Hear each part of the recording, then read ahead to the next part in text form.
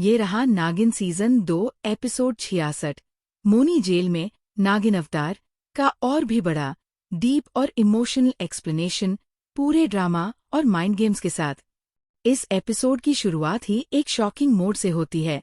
मोनी, जो अब तक घर और परिवार की लड़ाई लड़ रही थी, उसे एक साजिश के तहत फंसाकर जेल भेज दिया जाता है। बाहर की दुनिया के लिए यह दिखाया जाता है कि वह एक अपराधी है, लेकिन असलियत इससे बिल्कुल अलग होती है। ये सब कुछ पहले से प्लान किया गया होता है ताकि मोनी को सबकी नज़रों में गिरा दिया जाए और उसकी ताकत को कमज़ोर किया जा सके। लेकिन विलेन यहाँ सबसे बड़ी गलती कर बैठते हैं।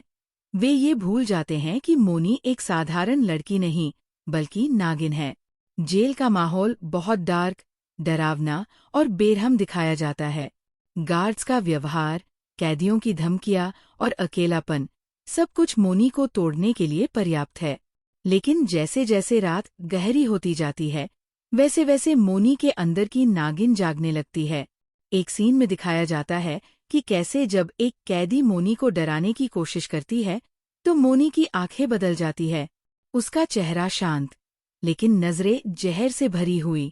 वहां से दर्शक समझ जाता है, अब शिकार शुरू हो चुका है। ये एपिसोड सिर्फ जेल का नहीं है, ये मोनी के अंदर चल रही लड़ाई का एपिसोड है। एक तरफ मासूम मोनी, दूसरी तरफ खतरनाक नागिन, और अब दोनों के बीच का संतुलन टूट रहा है।